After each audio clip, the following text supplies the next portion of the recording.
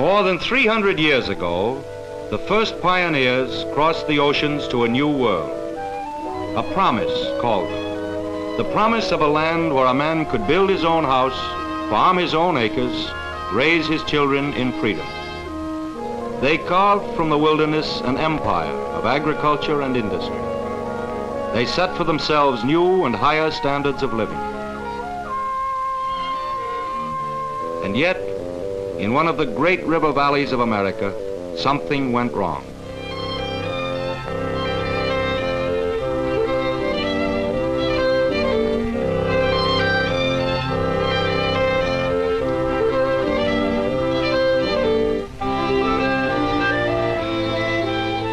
In the Tennessee Valley, 3 centuries later, the descendants of the pioneers were a neglected people, living in a ruined land. For these children, the hope and the promise were dead. For them, the only future was poverty, ignorance, drudgery. The struggle to scratch a bare living from the reluctant soil.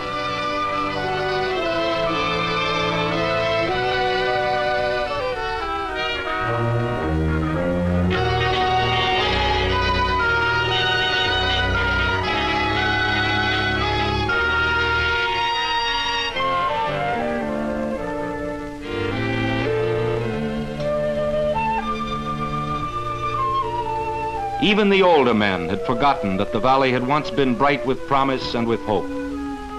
Horace Higgins was one of the many who had given up the fight. "What's the use?" he said. "You fill up those gullies and the first rain washes it away. It's the same with all the land round here. It may have been good land once, but it's bad land now."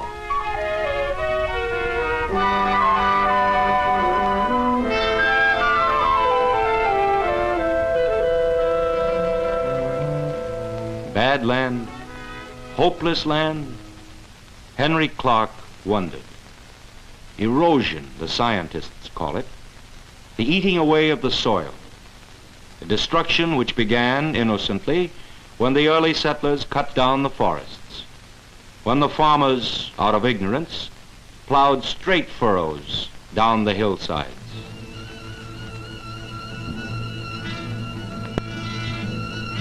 Destruction from the sky.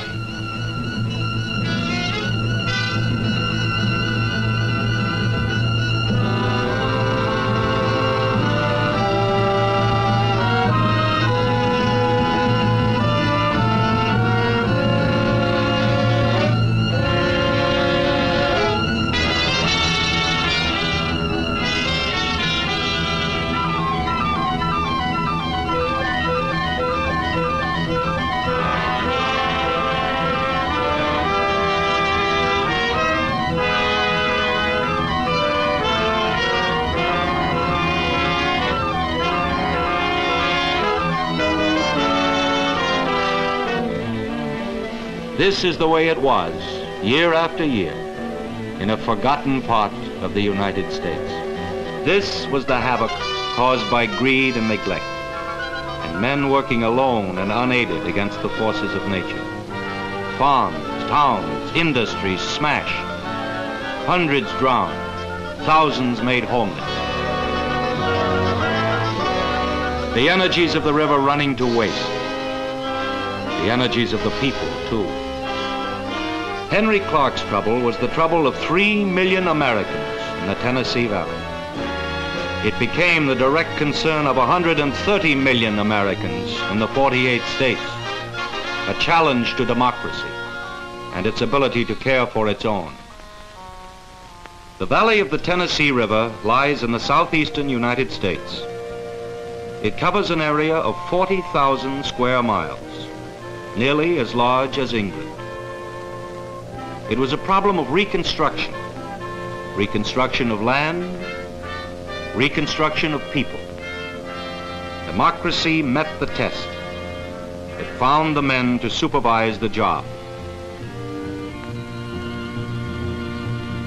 James P. Pope, United States Senator from the West. Harcourt Morgan, president of the University of Tennessee, who had worked out an agricultural program for the whole area. David Lilienthal, administrator and champion of legislation for cooperative electric power.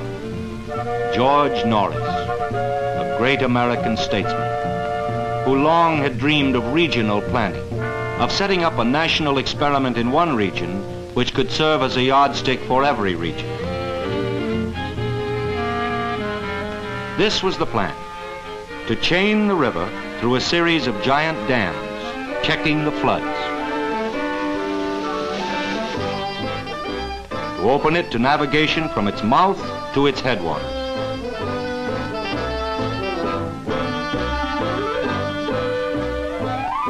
To give the farmers the benefit of modern science and research. To help them control the water on their land and restore the fertility of the soil. To reforest millions of acres on the ravaged hillsides.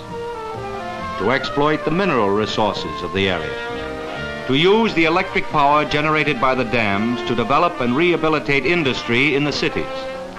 To electrify the farms through rural cooperatives. Above all, to prove that human problems can be solved by reason, science, and education. The Tennessee Valley was to be pioneered again, this time to be developed, not plundered. This time not for the benefit of a few, but for the many who lived in it. These were the new pioneers.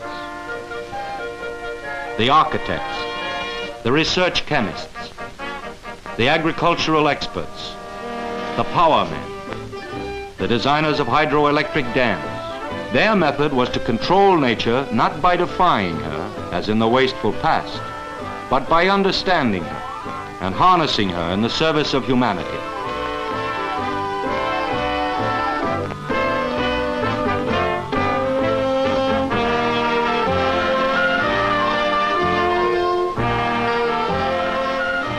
In May 1933, a new chapter was written in American public policy when the plan was brought before the representatives of the people in Congress. An act was passed creating the TVA, the Tennessee Valley Authority. President Roosevelt told the nation that the project would set an example of planning not for this generation alone, but for all the generations to come. Then things began to happen in the valley.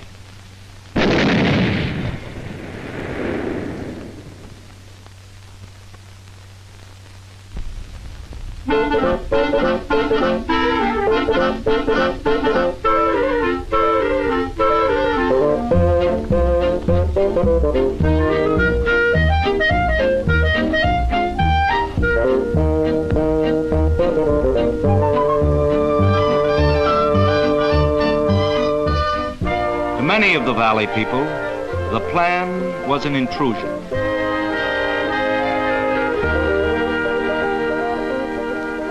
Years of isolation, ignorance, and bigotry die hard. They said, let the government men do things with machines over the mountain. None of our business. But youth was more inquisitive, and the pioneer spirit was still alive. Over the mountain was something new, big, exciting.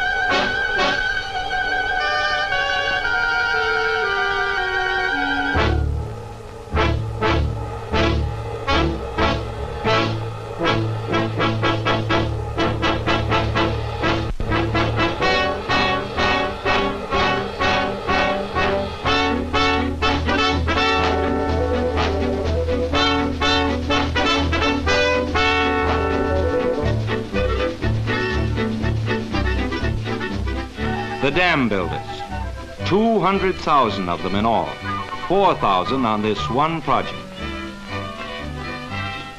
Valley farmers and miners, mountaineers and city workers.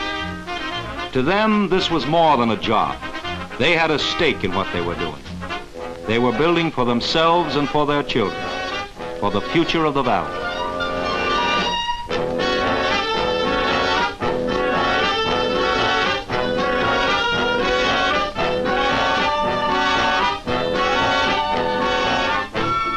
As the months passed, the farmers started coming to the dams to see for themselves.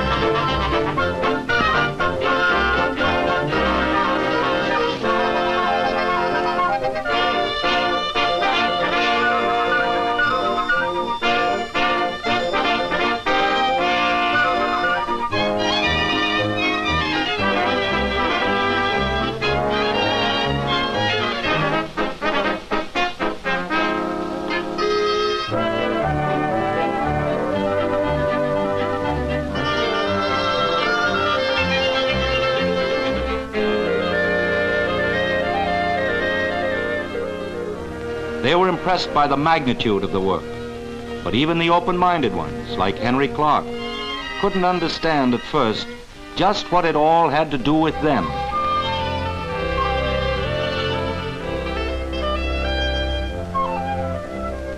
It was the business of John Warden, a TVA agricultural representative, to answer that. It has everything to do with the farmers, he said. The dams are just a beginning. Without the fullest cooperation of the people on the land, they're worthless.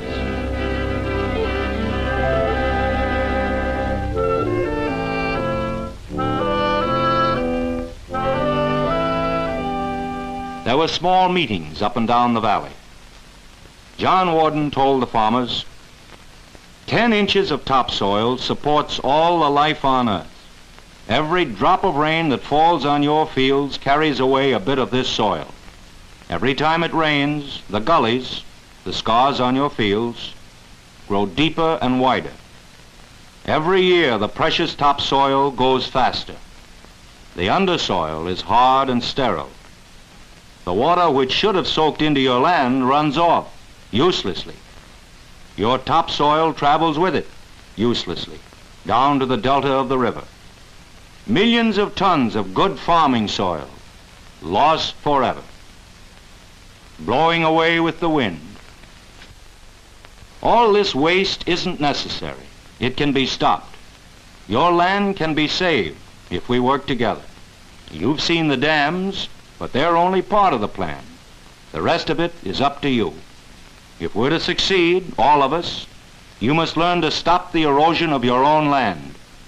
The TVA was created for you, to teach you new methods, to provide you with fertilizers to restore your soil. The land is yours. The dams are yours. The whole TVA is yours. We want you to use it. This is how you can become a part of the plan. We need volunteers to try out the new methods, to prove that they are the right ones. Thousands of farmers have already volunteered. How about you?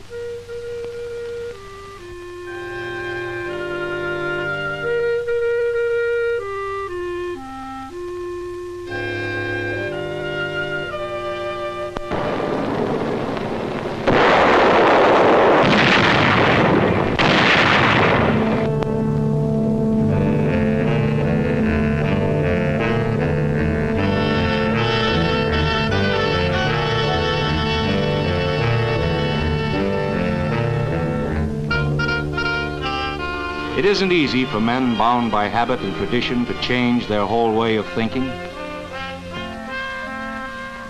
John Warden knew the farmers of the isolated back valleys. He had talked to hundreds of groups like this, and he knew they needed time.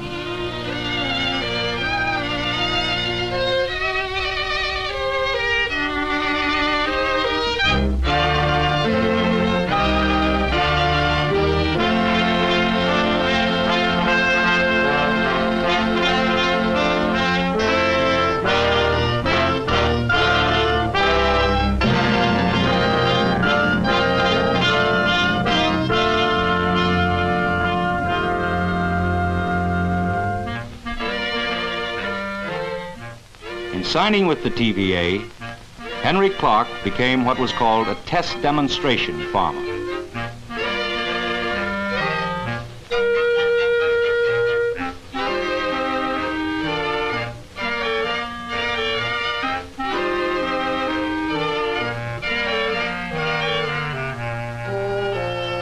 His farm and thousands of others were to serve as laboratories where the new methods could be tested and observed by all.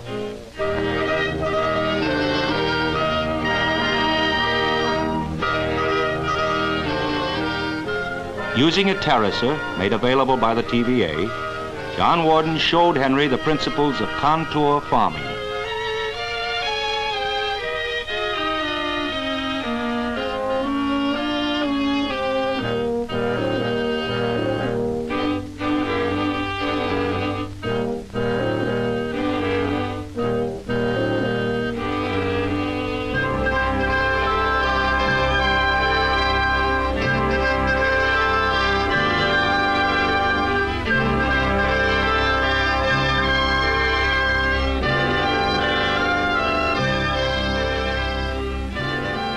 This was a radical departure from the old method of square farming.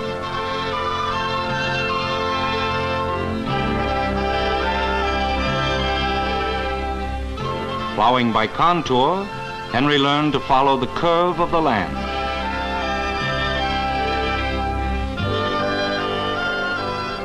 No longer could the water run down straight furrows. The curves held it on the land. Then, to put life into the exhausted soil, Henry used a new phosphate fertilizer developed by the chemists from ore found in the region.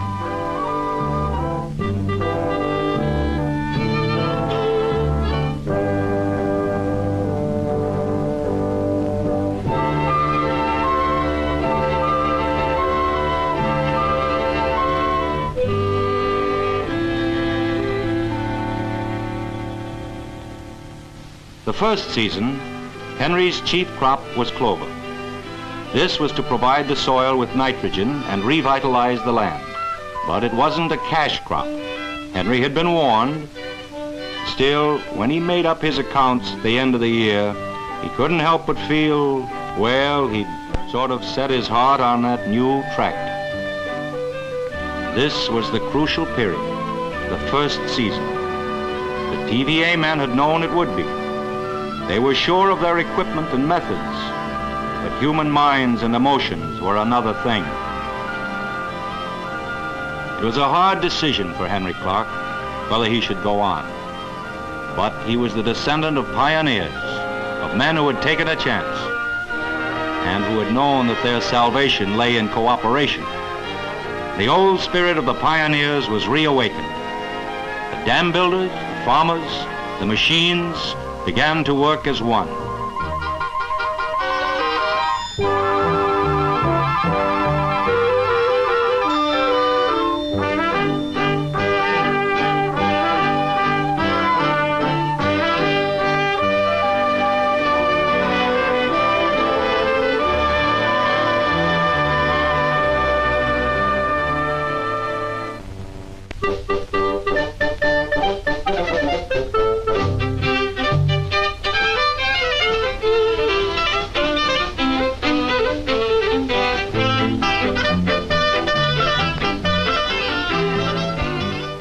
By the next year, there were results. Henry Clark had the best crop of tobacco ever grown in the county.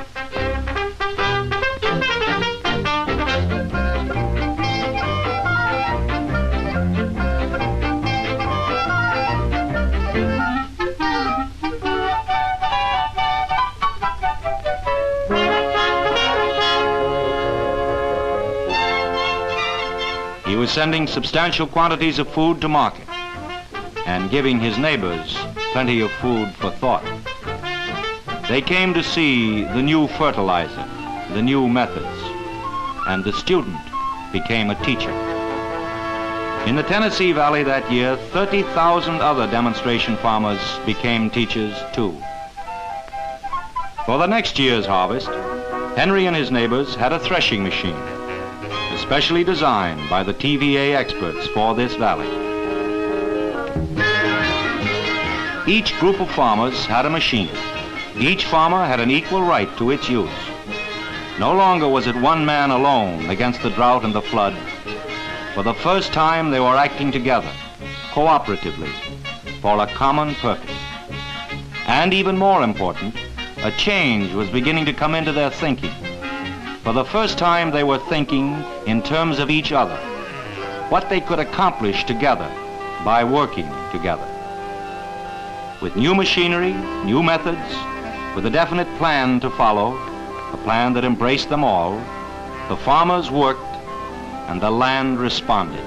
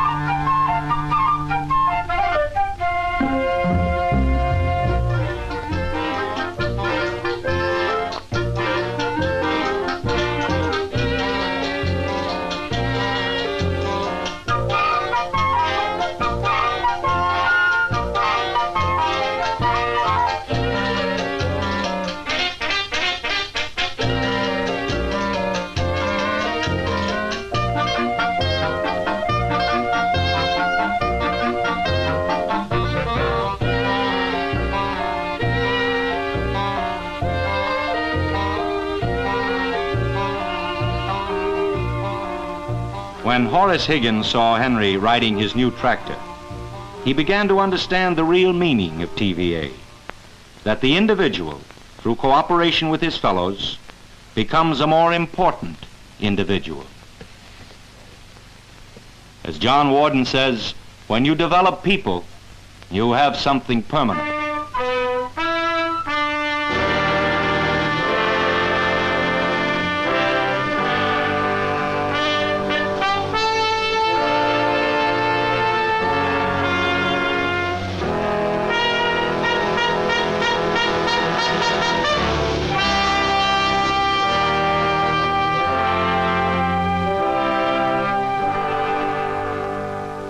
The development of people is the first concern of a democracy. In school, the children learn how to use the things that were built for them. They learn how the dams work. Up in the mountains on the tributary streams, high dams back up reservoirs against the time of drought, releasing the water when it is needed, holding it in check when the rains come. Down the Tennessee River itself, wide dams control the water step by step. Instead of the alternate floods and drought, water can now be dispatched as trains are dispatched on a railroad system.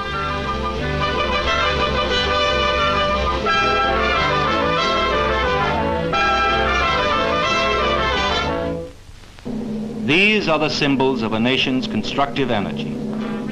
Douglas, Guntersville, Cherokee, Wilson, Pickwick Landing, Chickamauga, Hiwassee, Fontana, Hales Bar, Watts Bar, Fort Loudon, Wheeler, Appalachia, Norris.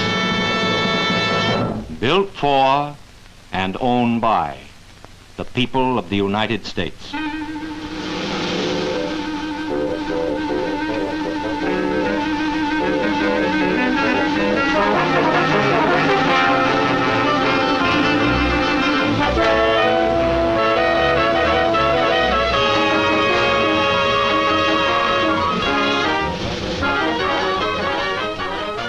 Day and night, in peace and war, the dams work for the people. Power for the factories, power for new industry, power to run 1 million machines, turning out aircraft, tractors, textiles, engines, shoes, fertilizer, aluminum, cheap and abundant power to light the cities and villages. Power for the farmers. Power that can be converted to 100 homely uses. Power working tirelessly, endlessly, raising standards, reducing drudgery. Power in the hands of the people.